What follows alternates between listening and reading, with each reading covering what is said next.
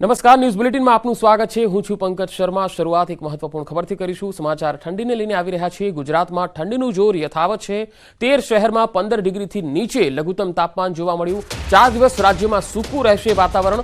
9 degree તાપમાન સાથે નલિયા સૌથી ઠંડુ શહેર રહ્યું છે। અમદાવાદ અને ગાંધીનગરમાં 12 ડિગ્રી સાથે તાપમાન જોવા મળ્યું છે। રાજકોટમાં 12 ડિગ્રી નોંધાયું છે લઘુત્તમ તાપમાન, તો પોરબંદર, ડીસા અને વડોદરામાં 13 ડિગ્રી તાપમાન નોંધાયું છે। સુરેન્દ્રનગર, મહુવા, કેશોદમાં 14 ડિગ્રી પારો પહોંચ્યો છે, જ્યારે સુરત અને આણંદમાં 15 ડિગ્રી લઘુત્તમ તાપમાન જોવા મળ્યું। અમદાવાદ, ગાંધીનગરનું તાપમાન 12 ડિગ્રી સેલ્સિયસ લઘુત્તમ જોવા મળ્યું છે। વહેલી સવારે અને રાત્રે ઠંડીનો ચમકારો જોવા મળી રહ્યો છે। જો કે પહેલાની સરખામણીમાં ઠંડી થોડી ઓછી ચોક્કસ થઈ છે, પરંતુ તાપમાન જે છે એ હવે આગામી દિવસોમાં યથાવત રહેશે। સુરત અને આણંદમાં 15 ડિગ્રી લઘુત્તમ તાપમાન જોવા મળ્યું છે। કેશોદમાં 14 ડિગ્રી, નલિયામાં 9 ડિગ્રી તાપમાન, જ્યારે કંડલામાં 11 અને અમદાવાદમાં 12 ડિગ્રી। જમ્મુ કાશ્મીરના અનેક વિસ્તારોમાં હિમવર્ષા થઈ રહી છે। એક તરફ હિમવર્ષાને કારણે ઠંડીનો પારો સતત ગગડી રહ્યો છે, અને બીજી તરફ હિમવર્ષા માણવા મોટી સંખ્યામાં પ્રવાસીઓ પર્વતીય વિસ્તારોમાં જઈ રહ્યા છે। અહીંના બાંદીપોરા અને તુલેલ સહિતના વિસ્તારોમાં હિમવર્ષા થતા રસ્તા પર બરફની ચાદર છવાઈ ગઈ છે। હિમવર્ષાને કારણે બાંદીપોરા ગ્રેજ રોડ વાહન ચાલકો માટે બંધ કરી દેવાયો છે।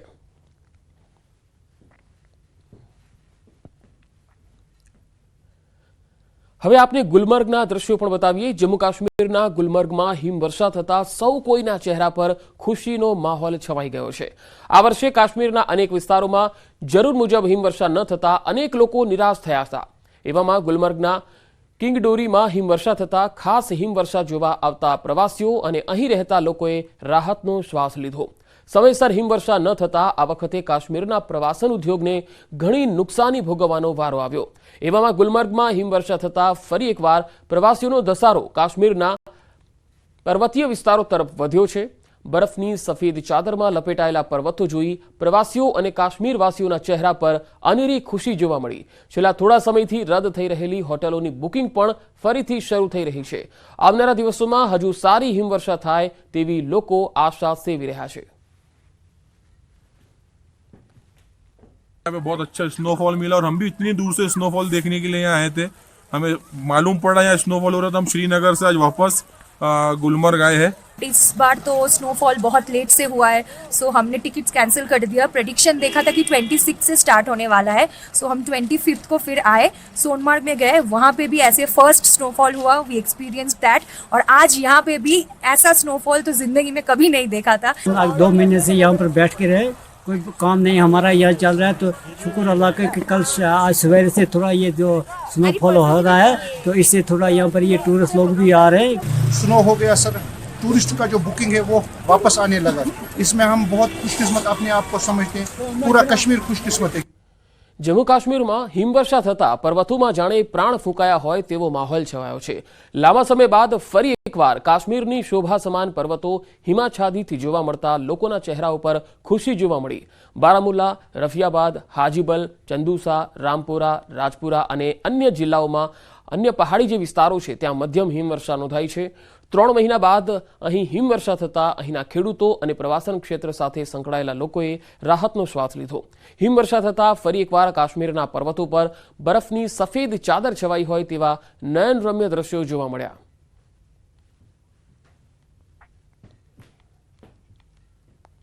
हम इनवाइट भी करते हैं टूरिस्ट्स को, ट्रैकर्स को, यहाँ पे आए स्नो कैंपिंग के लिए और बाकी जो भी स्नो से रिलेटेड एक्टिविटीज़ हैं उनके लिए यहाँ पे आए।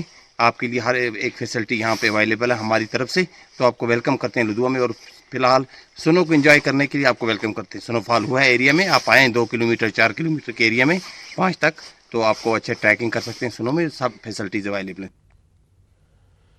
લોકસભાની ચૂંટણી પહેલા ગુજરાતના રાજકારણમાં ગરમાવો આવી ગયો છે। લોકસભાની ચૂંટણી પહેલા કોંગ્રેસ ફરી તૂટી રહી છે। આજે કોંગ્રેસના 2 પૂર્વ એમએલએ ભાજપમાં જોડાવા જઈ રહ્યા છે, જેમાં ચિરાગ કાલરિયા અને બાલકૃષ્ણ પટેલ ભાજપમાં ભળશે। જામજોધપુરના પૂર્વ એમએલએ ચિરાગ કાલરિયા ભાજપમાં જોડાવા જઈ રહ્યા છે। 2017માં ચિરાગ કાલરિયા જામજોધપુર બેઠકથી કોંગ્રેસની ટિકિટ પરથી ચૂંટણી જીત્યા હતા।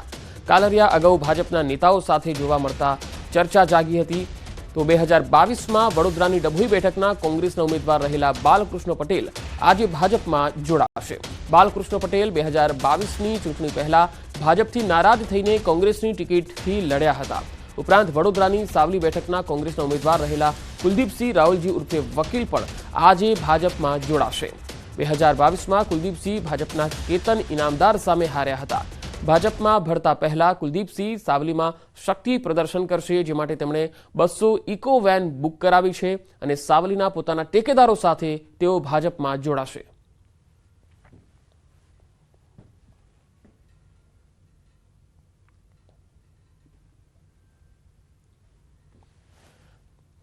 કોંગ્રેસ હવે તૂટી રહી છે. કોંગ્રેસના જ 2 પૂર્વ એમએલએ હવે બીજેપીમાં જોડાવા જઈ રહ્યા છે. લોકસભાની ચૂંટણી પહેલા ગુજરાતના રાજકારણમાં ગરમાવો આવી ગયો છે. આ થોડા દિવસ પહેલા પણ હજુ કોંગ્રેસના નેતા જે છે બીજેપીમાં જોડાયા હતા, ત્યારે વધુ કેટલાક નેતાઓ આજે ભાજપમાં જોડાશે. અમદાવાદ જિલ્લા કોંગ્રેસના પ્રમુખ બળવંતસિંહ ગઢવીએ ગઈકાલે કોંગ્રેસનો હાથ છોડ્યો અને હવે તેઓ આજે બીજેપીમાં જોડાશે. લોકસભાની ચૂંટણી પહેલા અમદાવાદ કોંગ્રેસ તૂટે છે. અમદાવાદ કોંગ્રેસના ચારણ સમાજના આગેવાનો કેસરિયા કરશે. બળવંતસિંહ ગઢવી, ઘનશ્યામ ગઢવી કેસરિયા કરશે. બળવંતસિંહે ગઈકાલે અમદાવાદ જિલ્લા કોંગ્રેસ પ્રમુખ પદેથી રાજીનામું આપી દીધું. તો કોંગ્રેસ ઓબીસી મોરચા સેલના ચેરમેન ઘનશ્યામ ગઢવીએ પણ ગઈકાલે રાજીનામું આપી દીધું હતું. ચારણ સમાજના બંને આગેવાનો આજે પોતાના તમામ ટેકેદારો સાથે અને કાર્યકર્તાઓ સાથે ભાજપમાં જોડાશે. બળવંતસિંહ ગઢવી 2022માં વટવા બેઠકથી કોંગ્રેસના ઉમેદવાર હતા અને ભાજપના ભાનુસિંહ જાદવ સામે હારી ગયા હતા. કોંગ્રેસ પ્રવક્તા સંજય ગઢવી પણ ભાજપમાં જોડાઈ શકે છે, જ્યારે વિચરતી વિમુક્તિ જાતિઓની કોંગ્રેસ પ્રદેશ સમિતિ સેલના પ્રમુખ જસવંત યોગી પણ ભાજપમાં જોડાશે. અમદાવાદ કોંગ્રેસના નેતા આર.કે. ચૌહાણ અને બળવીરસિંહ પણ ભાજપમાં જોડાશે. બપોરે 12 કલાકે પ્રદેશ ભાજપ પ્રમુખ સી.આર. પાટીલના હસ્તે વિવિધ પાર્ટીના જે પૂર્વ હોદ્દેદારો, જિલ્લા અને તાલુકા પંચાયતના પ્રમુખ, સદસ્યો સહિતના તમામ કાર્યકર્તાઓ કેસરીઓ ધારણ કરશે.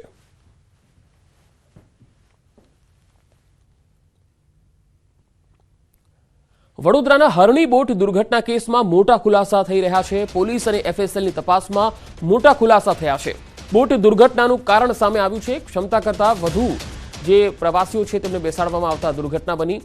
બોટમાં 1 ટનની ક્ષમતા હતી, 1.5 ટન વજન થયું હતું.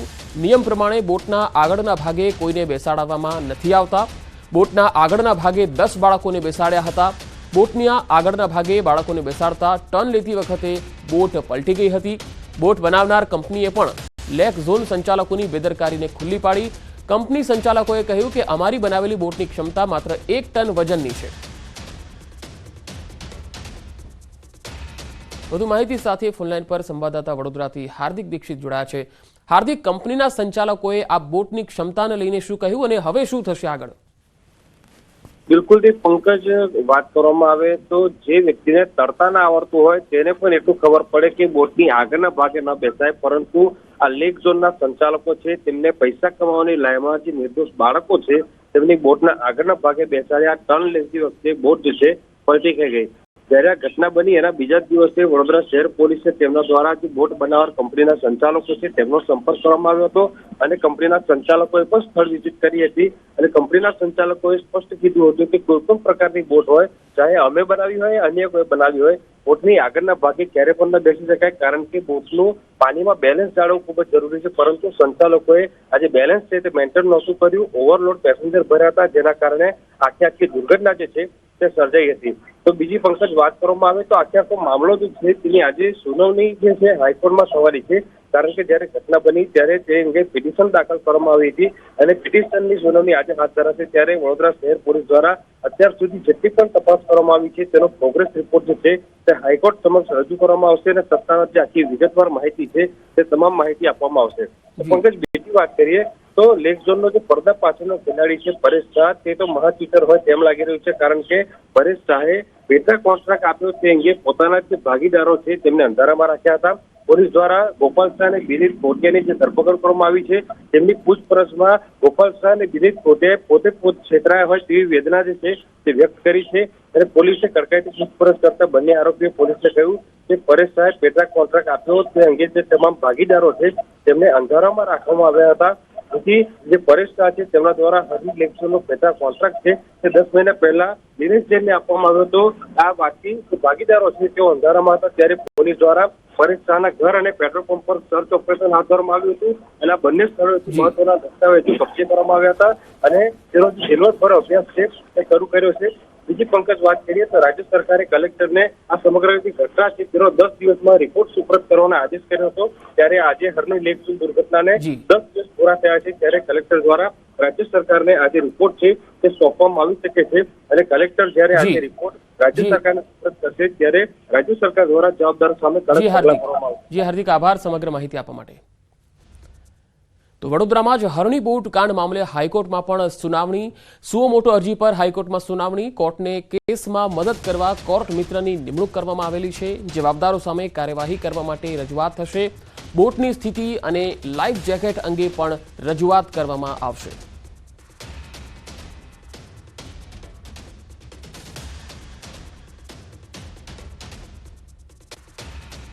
વડોદરા હરણી બોટ દુર્ઘટના કેસમાં ખુલાસા.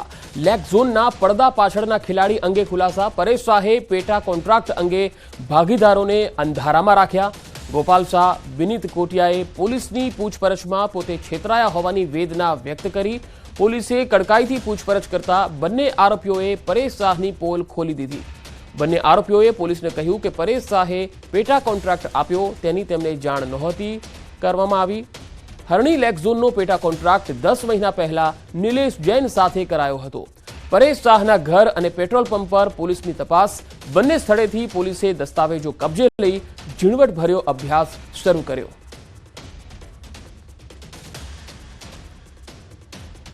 દ્વારકાના ગોમતી ઘાટ પર જોવા મળ્યા જોખમી દ્રશ્યો. પાણીમાં ઊંટ પર સવારીનો એક વિડીયો સોશિયલ મીડિયામાં વાયરલ થયો. દરિયાકાંઠે ગોમતી ઘાટમાં લોકોને બેસાડી સવારી કરાવાઈ. ઊંટના પગ ડૂબી જાય તેટલું ગોમતી ઘાટમાં પાણી જોવા મળ્યું. વડોદરાની આ ઘટના બાદ પણ તંત્રની ઢીલી નીતિ જોવા મળી રહી છે. દ્વારકાના ગોમતી ઘાટ પર જોખમી દ્રશ્યો જોવા મળી રહ્યા છે. પાણીમાં ઊંટ પર સવારીનો આ વિડીયો સોશિયલ મીડિયામાં વાયરલ થયો છે. ત્યારે સવાલ છે કે ઊંટને પાણીમાં ઉતારવાની મંજૂરી કોણે આપી? આવી જોખમી સવારીની મંજૂરી કોણ આપી રહ્યું છે? શું આ સવારી અંગે તંત્રને કોઈ જાણકારી છે ખરી?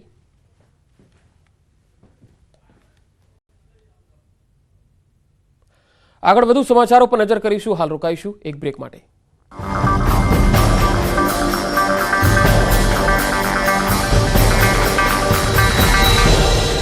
એક્શન ટેકરનું એસબલદાર 12 રેવન્યુ તલાટી અને 18 ક્લાર્ક અધિકારી વહેલી સવારથી ગેરકાયદેસર દબાણ હટાવવા માટે ઉતરી પડ્યા હતા. બુલડોઝર ફેરવી લગભગ 3 હેક્ટર જેટલી જમીનમાં ગેરકાયદે રીતે કરાયેલું બાંધકામ તોડી પાડવામાં આવ્યું. વડોદરાની હરણી હોનારત બાદ પણ તંત્ર જાગ્યું નથી. વધુ એક વખત તંત્રની ગંભીર બેદરકારી જોવા મળી. દ્વારકા ખાતે ગોમતી ઘાટમાં ઊંટ પર પ્રવાસીઓને બેસાડી સવારી કરતા હોવાનો વિડીયો જોવા મળ્યો. દ્વારકામાં ગોમતી નદી અંદર ઊંટ સવારી કરતા નજરે પડ્યા છે. ઊંટ માલિકો પૈસાની લાલચે લોકોના જીવ જોખમમાં મૂક્યા છે. હજારોની સંખ્યામાં યાત્રિકો દર્શન કરવા માટે આવતા હોય છે ત્યારે યાત્રાધામ દ્વારકાના ગોમતી નદી અંદર ઊંટ સવારી કરી લોકોએ પણ પોતાના જીવને જોખમમાં મૂક્યા. મહત્વનું છે કે દરરોજ ગોમતી ઘાટ પર લાખો લોકો આવતા હોય છે અને સ્નાન પણ કરે છે. તેના કારણે ગોમતી ઘાટમાં કચરો અથવા તો કોઈ પણ ને અંદર જવા દેવામાં નથી આવતા. ત્યારે બીજી બાજુ ઊંટ અડધો ડૂબી જાય ત્યાં સુધી પાણીમાં પણ લોકોને સવારી કરતા હોવાનો વિડીયો સામે આવતા તંત્ર સામે પણ સવાલો ઊભા થયા છે.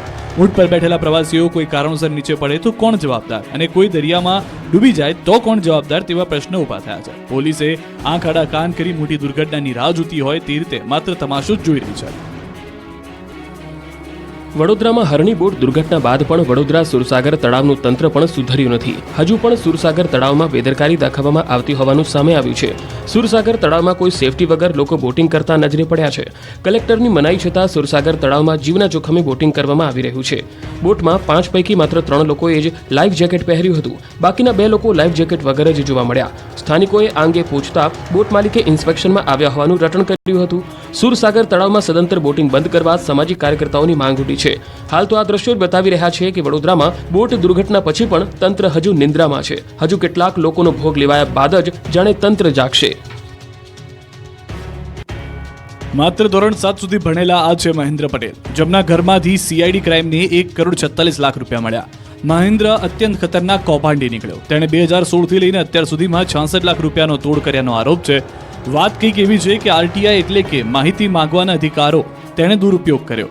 20 રૂપિયા ભરીને સ્કૂલ વિશે આરટીઆઈની માહિતી માંગી. બાદમાં એ માહિતીના આધારે સ્કૂલ સંચાલકને ડરાવ્યા. સ્કૂલમાં નાની મોટી કોઈ ખામી શોધીને સંચાલકોને કહ્યું કે મને રૂપિયા આપો, નહીં તો હું તમારી શાળા બંધ કરાવી દઈશ. ડરી ગયેલા સ્કૂલ સંચાલકોએ કટકે 66 લાખ રૂપિયા મહેન્દ્રને આપી દીધા. મહેન્દ્ર ગાંધીનગરમાં આલિશાન ઘરમાં રહે છે. 3 માળના બંગલામાં મોજ કરે છે. જોકે સુરતના એક સ્કૂલ સંચાલક પ્રવીણ ગજેરાની ફરિયાદ બાદ સીઆઈડી ક્રાઇમે મહેન્દ્રને દબોચી લીધો. તપાસમાં સામે આવ્યું છે કે મહેન્દ્ર તોડ કરવા માટે ગવર્મેન્ટ ઓફ ગુજરાત લગાવેલા સ્ટીકરવાળી ગાડી લઈને જે તે શાળાએ જતો હતો. આશંકા છે કે મહેન્દ્રએ માત્ર સુરત જ નહીં પરંતુ અન્ય શહેરમાં પણ શાળા સંચાલકોને દબડાવીને તોડ કર્યો હતો. જોકે સાથે એ પણ સવાલ છે કે જો શાળા સંચાલકો દૂધે ધોયેલા હતા તો તેમણે 66 લાખ કેમ આપી દીધા? બોટાદમાં ખમીદાણા ગામ નજીક ભર શિયાળે ચોમાસા જેવા દ્રશ્યો સર્જાયા. તંત્રની બેદરકારીના કારણે પીવાના પાણીની લાઇનમાં ભંગાણ સર્જાતા રોડ પર પાણીની રેલમછેલ થઈ. રોડ પર જાણે નદી વહેતી હોય તેવા દ્રશ્યો સામે આવ્યા. મહીપરી એજ યોજનાની પીવાના પાણીની પાઇપલાઇનમાં ભંગાણ થતા 25 થી 30 ફૂટ ઊંચા પાણીના ફુવારા જોવા મળ્યા હતા. પાઇપલાઇનમાં ભંગાણ થતા 1000 લીટર પાણીનો વેડફાટ થયો. નાવડાથી બોટાદ તરફ જતી પીવાના પાણીની પાઇપલાઇનમાં ભંગાણ થતા આસપાસના ખેતરો અને રોડ પાણી થઈ ગયા. લાખો લીટર પાણીના વેડફાટ બાદ તંત્ર જાગ્યું. પાઇપલાઇનના સમારકામની કામગીરી હાથ ધરાઈ. સાબરકાંઠામાં ક્યાંય પોલીસના નિયમોનું પાલન નથી થતું એનો આ જીવતો જાગતો પુરાવો છે. લોકોને તો કદાચ તેમના જીવની પડી નથી, પરંતુ પોલીસ પણ જાણે મુખ પ્રેક્ષક હોય તેવું લાગે છે. ત્યારે ફરી એકવાર સાબરકાંઠા જિલ્લામાંથી મોતની સવારીના દ્રશ્યો જોવા મળ્યા. વિજયનગર ઈડર હાઈવે પર જીપમાં ઘેંટા બકરાની જેમ ભરાયેલા છે પેસેન્જર.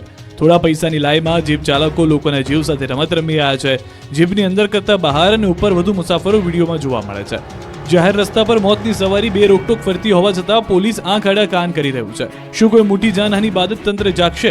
પોલીસની કામગીરી સામે આંગળી ચિંધાય છે. આવા વિડીયો અનેક વખત સામે આવ્યા છે, પરંતુ પોલીસ એકાદ બે ડ્રાઈવર ચલાવે છે, બાદમાં જીપ ચાલકો ફરી પેસેન્જર ભરવાનું શરૂ કરી દે છે તેવું કહીને હાથ છૂટા કરે છે.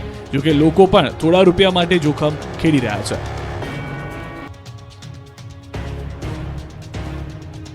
બરાબરનું આક્રમણ કર્યું છે. શિયાળો તેની ચરમસીમાએ છે ત્યારે ખેડૂતો માટે માઠા સમાચાર આવ્યા છે. 3 દિવસ બાદ ઠંડી ગાયબ થઈ જશે અને માવઠાના થશે મંડાણ. હવામાન નિષ્ણાંત અંબાલાલ પટેલે ખેડૂતોના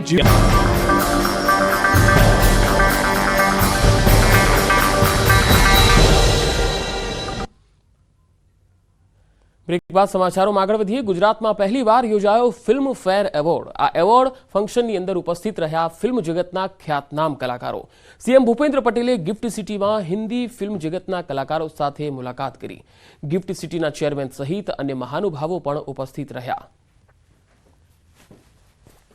બે અલગ અલગ તસવીરો આપણે બતાવી રહ્યા છે. પહેલી તસવીરમાં હર્ષ સંઘવી અને મુખ્યમંત્રી ભૂપેન્દ્ર પટેલ અને CR પાટીલ પણ જોવા મળી રહ્યા છે અને બીજી તસવીરમાં કલાકારો સાથે સીએમએ મુલાકાત કરી હતી તેની તસવીરો.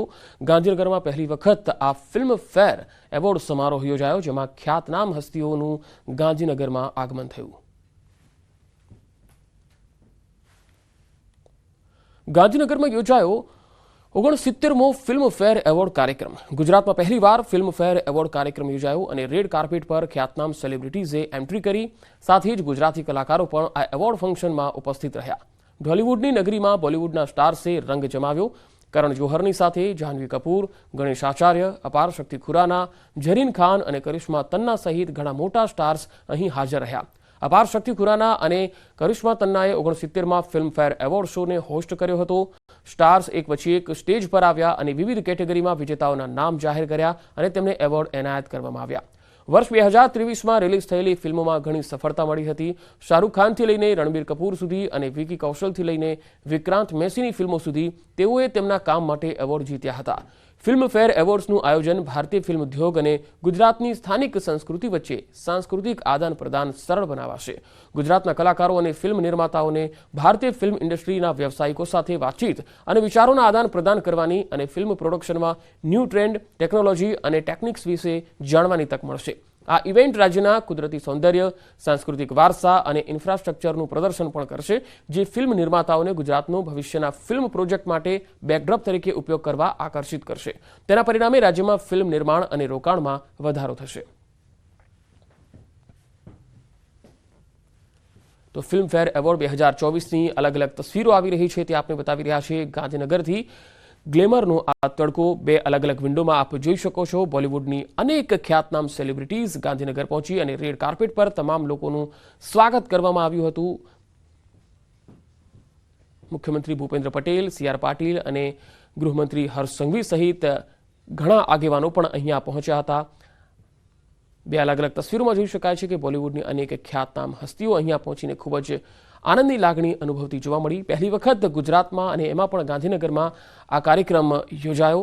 ફિલ્મફેર એવોર્ડ પહેલાં ક્યારેય ગુજરાતમાં નથી થયો. અરવિંદ વેગડા પણ જોઈ શકાય છે. ગુજરાતના પણ ઘણા કલાકારો અહીંયા પહોંચ્યા હતા, જેમાં મલ્હાર ઠાકર હોય કે અરવિંદ વેગડા હોય, હિતુ કનોડિયા હોય, આ તમામ ઢોલિવૂડના કલાકારો પણ અહીંયા પહોંચ્યા હતા.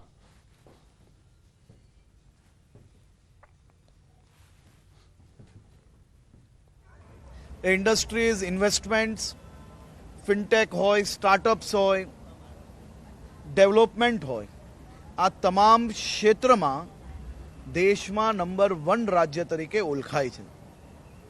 આપણી પોલિસીઝ, આપણા ઇન્ફ્રાસ્ટ્રક્ચર્સ, આપણી કુદરતી સૌંદર્ય, અલગ અલગ ટુરિસ્ટ સ્પોટ્સ એ આવનારા દિવસોમાં ફિલ્મ શૂટિંગ માટેનું ખૂબ મોટું ડેસ્ટિનેશન બનવા જઈ રહ્યું છે. એની શરૂઆત આજે ગિફ્ટ સિટી ખાતેથી થઈ રહી છે. ગુજરાતમાં આઈ એમ સો હેપી કે આ મારું હોમટાઉન છે અને હોમટાઉનમાં ફિલ્મફેર યોજાયો છે. ગુજરાતી ફિલ્મ ઇન્ડસ્ટ્રી ખૂબ આગળ વધી રહી છે અને આઈ એમ થેન્કફુલ ટુ ફિલ્મફેર કે આટલું મોટું ફંક્શન અહીંયા કરી રહ્યા છે. એને લીધે ગુજરાતી ફિલ્મ ઇન્ડસ્ટ્રીને બી ખૂબ ફાયદો થશે અને આઈ થિંક એના ગુજરાતી કસબીઓ જે છે એમનું હિન્દી સાથેનું કોલેબોરેશન વધશે. આપ સૌ અહીંયા આવ્યા છો, અમારા ગુજરાતમાં આપ સૌનું સ્વાગત છે. બહુ ધમાલ કરીશું, મજા કરીશું in the film fair. First of all thank you very much two Filmfare કે જે આજે આપણા આંગણે પધાર્યું છે. અને આપણે તો કહેવાય છે ને કે એકવાર કાઠિયાવાડમાં ભૂલો પડતું ભગવાન તને સ્વર્ગે ભૂલાવી દઉં. એટલે આજે ફિલ્મફેરવાળા પણ જોશે કે ભાઈ ગુજરાતની મહેમાનગતિ કેવી છે.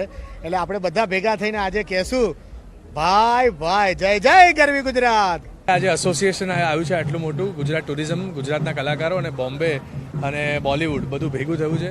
આ માહોલ બહુ અલગ છે. We are very happy to be associated. We are welcome અને બહુ જ આનંદ છીએ કે ખુશ છીએ અને બહુ एक्साइटेड છીએ બધાને જોવા માટે, બધાને મળવા માટે. गुजरात में पहली बार फिल्म फेयर अवार्ड हो रहा है जिसकी मुझे खुशी है और मैं चाहूँगा कि हर साल इसी तरह फिल्म फेयर अवार्ड ही नहीं बाकी सारे बॉलीवुड के अवार्ड्स गुजरात में गिफ्ट सिटी में हो. यार फैंटास्टिक, बहुत ज़बरदस्त एनर्जी है. और अभी मैं गया था रिहर्सल के लिए और मैंने देखा जितने लोग आ रहे हैं, बहुत मज़ा आने वाला है. I have so much of energy in me right now और ऑडियंस को देख के और ज़्यादा जोश आ रहा है. बहुत ज़्यादा उत्साह है. ये बहुत बड़ी बात है गुजरात के लिए कि फिल्म इंडस्ट्री, पूरी बॉलीवुड इंडस्ट्री यहाँ आ गई है. और GIFT City is I think the future of India because यहाँ का जो कंस्ट्रक्शन है, इंफ्रास्ट्रक्चर है, it's world class. And then now we have the industry that's come here. So I think nothing is stopping Gujarat. जितनी बार हम आते हैं ऐसा लग रहा है कि ये बहुत ही फास्ट ग्रोथ हो रहा है. जैसा हमारे प्रधानमंत्री श्री मोदी जी का कमिटमेंट है, प्रॉमिस है टू आवर कंट्री कि जो विकास है, यहाँ का जो मॉडल है वो पूरी दुनिया में अभी लोग सराह रहे हैं और गिफ्ट सिटी बहुत ही जल्द दुनिया का एक सेंटर पॉइंट बनने वाला है. बहुत अच्छा लग रहा है. बहुत अच्छे तरीके से सारी तैयारियां की गई है इस शो की. और film fair award it's a beautiful thing कि सब आर्टिस्टों को यहाँ पे उत्साहित किया जाता है उस चीज़ के लिए. But I'm just here to celebrate a fantastic year for Hindi cinema. Yeah, I love it. It's like home. I'm here back like I think the third time in 2 months. I think I'm the happiest. मुझे बहुत ही खुशी है कि ये मैं गुजराती हूँ तो ये मेरे स्टेट में हो रहा है. इस बात की मुझे बहुत खुशी है. पहली बार गुजरात में हो रहा है फिल्म फेयर. मैं कल कर्टन रेजर के लिए भी आई थी and the kind of enthusiasm that we have, the people here have, it's amazing. I'm astonished. Yeah. તો બુલેટિનમાં અત્યારે આટલું જ. નમસ્કાર.